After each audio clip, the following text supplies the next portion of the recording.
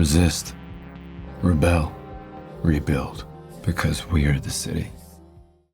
Welcome back, everyone. It's Charlie. This will be my full Daredevil Born Again Episode 9 finale video. There are a bunch of Easter eggs and references, obviously a big post-credit scene. There are a couple clear moments that they use at the end of the episode to set up what's going to be happening in Season 2, and that Punisher special presentation, the Punisher movie, that they're also going to be doing next year. So really good news is we will get episodes for Season 2 and the Punisher special presentation both next year. Now all they gotta do is tell us when they're bringing back the rest of the Defenders characters and the Agents of S.H.I.E.L.D. characters. If you're brand new to the channel, be sure to subscribe to get all the videos, because they're in the middle of filming Season 2 right now. Based on what we see, I'll start doing more bonus videos on that soon. But the episode title was Straight to Hell, a reference to Daredevil almost dying and being born again, metaphorically at the end of the episode, like coming back as a new kind of Daredevil heading forward. And Straight to Hell as in Hell's Kitchen, because he literally goes back to Hell's Kitchen. They end the episode with him in Josie's bar talking to the new Team Daredevil, basically all the people who would be helping him out at least the start of Season 2. There'll be a lot more, because he did say to Karen, we need an army, meaning that he needs to put together a new Defender squad. There's a pretty strong chance that some of the classic Defenders from the Netflix series like Jessica Jones, Luke Cage, Iron Fist even could come back during Season 2. Jessica Jones, I think, is a lock. We will see about Luke Cage and Iron Fist, though. There are a number of people who could also be on that vigilante team, because Swordmaster showed up at the end of the episode in Fisk's underground cells in his torture basement. But obviously this episode is important for a number of big reasons, like not only was it the finale, so they had to tie up a whole bunch of storylines and set up Season 2 and this Punisher special presentation, but Jon Bernthal came back in a big way as the Punisher in full Punisher form, wearing the Punisher suit, got a nice fresh shave. There were all kinds of jokes about that during the episode. Loved all the witty banter between Matt and Punisher. They both made fun of each other's superhero suits and of their little love triangle that they have going on with Karen Page. For all you Karen Page and Punisher fans, there were a whole bunch of great scenes that they had together during the Punisher series. There were a couple of moments during this episode that felt like they were trying to give vibes of those classic scenes. Generally, the episode felt like a real solid ending, like a real solid landing and a good setup for Season 2. So I definitely think the show now is in good hands in terms of creative territory for what we're going to be doing during Season 2. Because remember, it was the old creative team that Kevin Feige fired that did episodes 2 through 7, and the new creative team that Kevin Feige brought on to basically fix the show that did episodes 1, 8, and 9, basically, and they're doing all of Season 2. And most of them are from the original Daredevil Netflix series, the Punisher Netflix series, basically people that worked on the original Netflix shows, which Kevin Feige should have just hired in the first place to do the shows. Of course, it makes sense to bring back the people who made the great shows that everybody loves so much. But then they open on Bullseye in full blue mode, still at the party, attacking Kingpin, looking through his scope. When it turns blue, you're meant to be in Bullseye's perspective when he's locked in on someone. Then we flash back to a year ago before he tried to kill Foggy to explain those events and how he wound up working for Vanessa, how he wound up taking that contract. Love the creative use of the transition too, with him looking at them through the scope, then them showing the deer on the wall as if he is now, like Bullseye is the deer that's being caught in someone else's scope, and it's Vanessa that's zeroed in on him. And it's basically Vanessa doing what Kingpin did to Bullseye during Season 3, manipulating him, basically taking his broken mental state. Kingpin is technically the person who broke his mind in the first place. You had me tailed for a few days, you think you know me? So Vanessa just kind of swoops in Kingpin's absence because she's become Queenpin, taking over the criminal empire, and is doing what he did, also using Bullseye, twisting it, manipulating him into killing Foggy to get rid of that court case. She references more of the events of Daredevil Season 3 on Netflix with the FBI corruption subplot. Agent Nadeem, who was working with Kingpin, she explains is the reason why Kingpin avoided jail time. There were so many questions about this when they brought Kingpin back during the events of Hawkeye and then the Echo series, because during the Echo series, they actually flash back to that 5-year time jump after Thanos' snap. Kingpin was walking around in broad daylight past the cops like it was no big deal, and he should have been in prison because of the timeline of Daredevil Season 3 and when he initially got arrested at the end of that series. Everybody was like, what did he do? How did he get out of prison? Well, it turns out they pinned everything that happened during Season 3, like all the illegal stuff, on Agent Nadeem, and that's what Fisk used to get out. Vanessa says that they basically use this to acquit Bullseye of anything that he did during season 3, like he did a lot of really bad stuff. There's a couple references to him still hating Fisk, like he still wants to get him, which basically connects to him trying to kill him at the party recently in present day. You do notice that he is hopped up on all kinds of medications, which Vanessa takes from him so that his mind will clear and he'll be able to kill Foggy. Basically, the idea is that Vanessa is helping get him acquitted of his role in the events of Daredevil Season 3 in exchange for him killing Foggy. Then they jump back to the events of Episode 8 with him trying to kill Kingpin, Matt inadvertently saving him by jumping into the path of the bullet.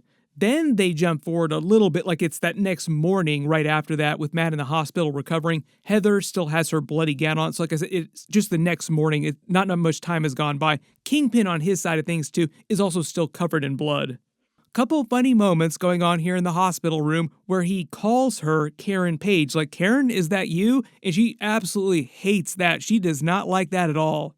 But notice how Kirsten kind of laughs under her breath, like, oh, it's the medication. That's why he can't tell who it is. And you can kind of tell this is just a continuation of their vibes during episode 8, but she just absolutely feels Team Kingpin all the way. She will not believe anything that Matt is saying about his role in any of this, or the fact that Vanessa was connected to Foggy's murder. You're talking crazy. No, Fisk is the good person.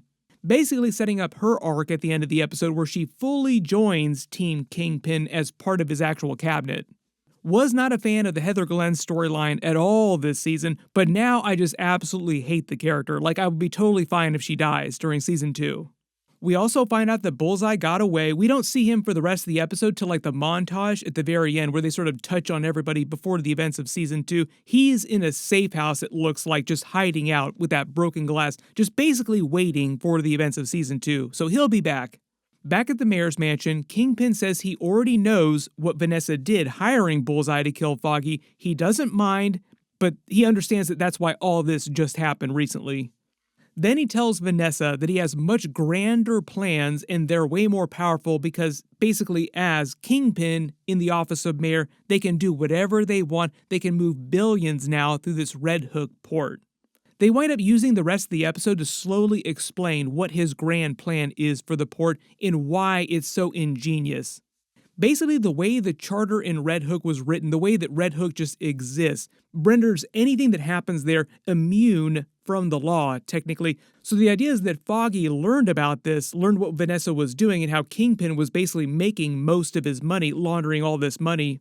Vanessa didn't want him figuring out a way to stop that or slow that, and now Kingpin is saying that by beefing up the port with his new project and basically controlling the law in New York City, there's absolutely nothing to stop them from moving billions of dollars through the port. Billions. And that means billions of dollars into his pocket, essentially. Like, he is fully Mayor Kingpin now, if he wasn't before. And I've talked about this in previous episode videos, but the commissioner also mentions it during the episode too, that he never stopped being Kingpin. He just said that he wanted to be a good mayor, when in reality, that probably wasn't true. You notice he's in his classic white again the next day, yelling at his anti-vigilante task force, the Punisher cops, telling them to step it up, clear out every vigilante in the city, heroes alike, doing anything it takes, no questions asked. And the next big step is him basically declaring martial law in the city, shutting down the bridges and tunnels, basically turning Manhattan into a police state. He tells Buck to try and kill Matt Murdock while he's still in the hospital so that they can spin it as if Matt sacrificed himself to save the mayor, and it'll help win the mayor, Kingpin, more support from the general public. He winds up compelling Sheila closer to his cause, basically telling her to get rid of anybody who's not fully on Team Kingpin, going into season 2, that means. This is also to set up him killing the commissioner later in the episode too. And the whole reason why he has the Con Ed guy there, that's basically the company that controls the utilities in New York City, is so that he can turn the power off and use that to help justify what he's doing, pushing New York into this police state in season 2. So the whole idea, though, is that he controls every aspect of New York City from top to bottom now. He controls all the crime families, like he's still Kingpin, but also now he controls all the politics. He controls the police, he controls the judges, the court system, the rich people, literally everything, every aspect of society in New York City. This is also important for the end of the episode too, where Daredevil almost tries to rush into the port to get Kingpin, and Karen has to tell him, no, we have to be smart about this. He is untouchable right now. Not only are you wounded, so you couldn't beat him in a one-on-one fight physically, but also you couldn't defeat him as lawyer Matt Murdock with a case, because the way that Red Hook exists, the way the Charter exists, he's immune to a lot of the stuff that's happening here, like you can't prosecute him for what's happening here. Karen Page telling Daredevil to fight smarter, not harder. Then we see Matt hearing Buck coming, knowing exactly what's up, and tries to use the chaos of them turning the power off to kill Matt unsuccessfully. Then I love this Punisher reunion scene with him going back to his apartment and finding Punisher waiting for him there, because Karen Page had already come back and asked him to save Matt, like bring Matt to safety. Love the way they immediately start bantering with each other like an old married couple. When he makes fun of the gown, saying, "Is this your new costume, nightgown man?" It's also to reference to the new 4 suits that he has upstairs in the shed on the roof, which one he puts on. He puts the red one on when they come back and they start fighting the Punisher cops. He also already knew that they were outside waiting to rush in and capture Matt. The idea was, if they captured him, they would have either killed him or thrown him in one of those cells too, like they did with Punisher later in the episode. When Frank asks him, why would you save Kingpin's life? He doesn't immediately have an answer for him, but I think the idea, like the real reason he saved him, is because he still believes in justice, ultimately, like the right kind of justice, so he wants to take Kingpin down the right way, as he sees it. Make all the blind guy jokes you want, like the way he sees justice. They use a lot of their team-up scenes where they're fighting the Punisher cops to juxtapose their different philosophies, because Frank just absolutely mows through all of them, tries to kill every single one of them, and Daredevil has to stop him a couple times. Like, no, stop killing people. Do it right. Punisher then jokes about him getting into proper attire, like put your costume on, as he rushes off to the rooftop to put one on. Those dirty cops roll in, notice they're all wearing the Punisher logo on their body armor, and Matt busts in through the skylight because all of his suits were on the rooftop, so he just busts down through the skylight. Punisher was outside hiding on the balcony, so he busts in that way, and they basically just mow through all of them. They also use this scene to connect Cole North to the murder of White Tiger. I talked about this in previous episodes because we actually got some footage of them from behind the scenes, so early on I thought that Cole North was going to be the person to have killed White Tiger. They wind up using the Punisher logo bullets to connect him to it. Even though a grenade goes off in his apartment, we don't actually see Cole North die, so I wouldn't be surprised if he also comes back during Season 2, looking all gruesome, looking Jigsaw-like. Make all the Punisher references you want. It kind of seemed like Frank enjoyed taking out all these dirty cops too, like he was smiling when he was doing it.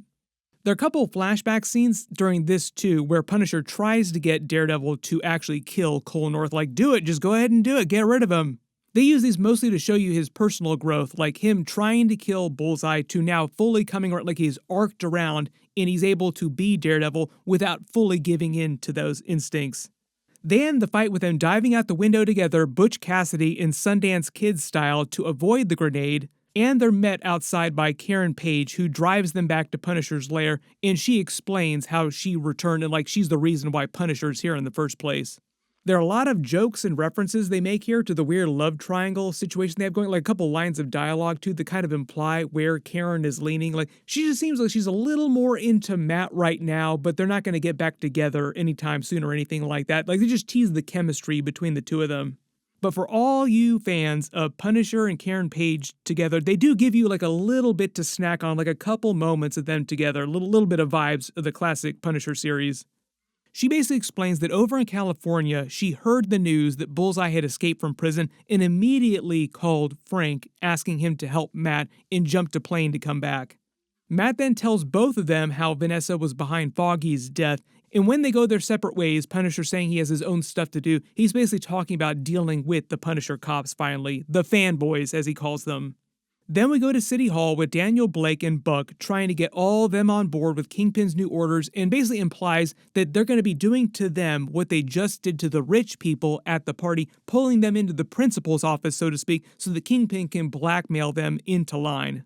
One of the funny moments, some of you probably picked up on this too, is that when Daniel Blake talks about them illegally benefiting financially from their positions, this is actually a reference to a lot of members in real life Congress who actually benefit from insider trading, like financial information that they gain wind of because of their positions inside Congress. This actually happens in real life, and it's not illegal. That's why there's such a push to try and make it illegal for members of Congress to trade stocks or anything like that.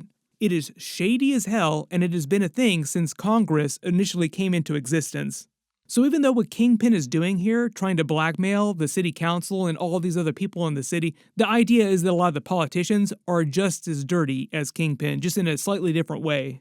We get a couple of BB reports during the episode, but they're like super quick, blink and you'll almost miss them. Basically just showing you the chaos of the episode and what happens after, like the way the city's dealing with things after. We see the cops start shooting people left and right in the streets, looters, lying about what happened to blame it on vigilantes. This is also meant to be a reference, I think, to real life and a lot of the riots that went down a couple of years ago.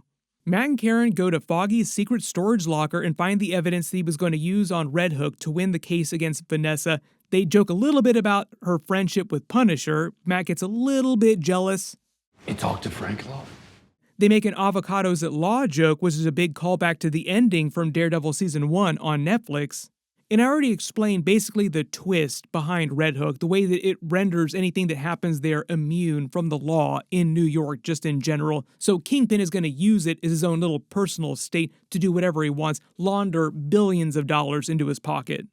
Then we see Punisher going after another group of those dirty cops who call him out like he's their hero, like they call him by his first name, Frank. He rips through them like wet tissue paper. They get a couple shotgun blasts off on him, capture him, and then hold him in front of the rest of the surviving ones. They basically use the Punisher scenes here with him facing the Punisher cops telling them off, juxtaposed with the Commissioner being killed by Kingpin brutally. Sheila winds up selling him out, and then he figures out immediately what's going on when he sees the Punisher tattoo on the new driver, like, oh, this is definitely not going to end well for me. They use the Punisher part of this scene where he's talking to the dirty cops for him to re-explain to the audience, like general audience members, who the Punisher is, what he stands for, his own personal, basically just explaining Punisher. Also telling them off in the most hardcore way possible, basically telling them all that they suck, while Kingpin brutally kills the Commissioner, and I think that they're trying to make this takedown feel like Kingpin killing the Russian during Daredevil Netflix Season 1, but even though it is really grisly, and they did change this for the trailers to make his hands look like they were covered in black goo, not red blood, I still feel like the takedown of the Russian goes a little bit harder, even though this takedown of the Commissioner is a little more graphic. But the whole idea here is that after the Punisher cops beat up Frank even more, they throw him in one of Kingpin's cells in his underground torture basement. That's meant to set up what's going on during the post-credits scene. We see him a couple more times in the episode in those cells. All the other people that he's been keeping in those cells are the people that he plans to either blackmail or just keep disappeared, like the mystery rich husband that the woman couldn't find. Like, have you seen my husband? I can't find him anywhere. Because he's been in one of Kingpin's cells. Matt and Karen then come to the port in Red Hook. Karen, like I said, convinces Matt to fight smarter, not harder, because he couldn't fight even if he wanted to, like he's still so hard up from the wound, and also because Kingpin controls the law from every side, the police, the courts, everything top to bottom. He'll have to find a smarter way to fight him than he normally would have. Which is why he says they'll need an army. We'll need a bunch of defenders, quote unquote, to help defend our city. We get a brief time jump to a couple days later, it seems like, and Heather Glenn is now fully Team Kingpin, joining his cabinet. They kind of implied she was leaning that direction earlier in the episode and previous episodes, so she is like fully part of his office now. We will see what happens to her in Season 2. I would be totally fine if they kill her off. Maybe this also means we'll have some more weird therapy sessions with them in Season 2, but I'm not a big fan of those either, so we can just brush past that. We get the other BB report, this time mostly about Fisk's next moves in the city, like what the state of the general city is the morning after this disaster. He gives his next address, spinning the blackout and the events of last night to try and turn more support for his anti-vigilante task force, and basically declaring martial law in the city. He enacts something called the Safer Streets Initiative, basically giving the Punisher cops even more authority to do whatever they want to do while they're trying to lock down New York City, and he basically turns it into his own police state. while he's also robbing the government blind, the city blind. Remember, moving billions of dollars through Red Hook into his pocket. I love the way they also end on his creepy smile, saying that he loves New York. Like, this is so haunting. Like, this is scary looking. I love New York. Then we go back to Josie's bar with Daredevil in present day talking to Karen Page, and the idea is he's sort of re-explaining his arc to her in why he stopped being Daredevil, why he became Daredevil again, why he is born again now. Basically walking her through his entire emotional journey this season. She opens the door and he puts his mask back on, going out to face everyone because not everybody yet knows that he's Daredevil, but they'll probably all eventually figure out that he's Daredevil. And this is basically the beginnings of Team Daredevil in Season 2, which includes now Detective Kim that we saw earlier this season a couple times. I'm just assuming that they're turning this character into like a bigger thing in Season 2. My assumption is that she will eventually replace the Cherry character as like the cop on the inside who helps him. There are also a couple of plainclothes cops who aren't dirty, who seems like they're going to be helping him too. They intercut this with Kingpin kind of doing the same thing, looking through his torture basement with Vanessa and all the people that he's got locked up that he's going to blackmail or just force to help him, including Swordmaster, who I guess is also going to be back in Season 2. Most of these other people in the cages, though, are members of city council or just like powerful people that control things in the city that Kingpin needs or wants. Then ending on the shot of Punisher in his cell. They go to their other torture basement where she had just killed Adam to have dinner together in front of the rabbit in a snowstorm painting. Nice visual metaphor going on here too. Probably a little bit of Adam's blood on that painting now too. The whole idea being, though, it's come full circle for them. They're fully on the same page, Kingpin and Queenpin reigning over crime together.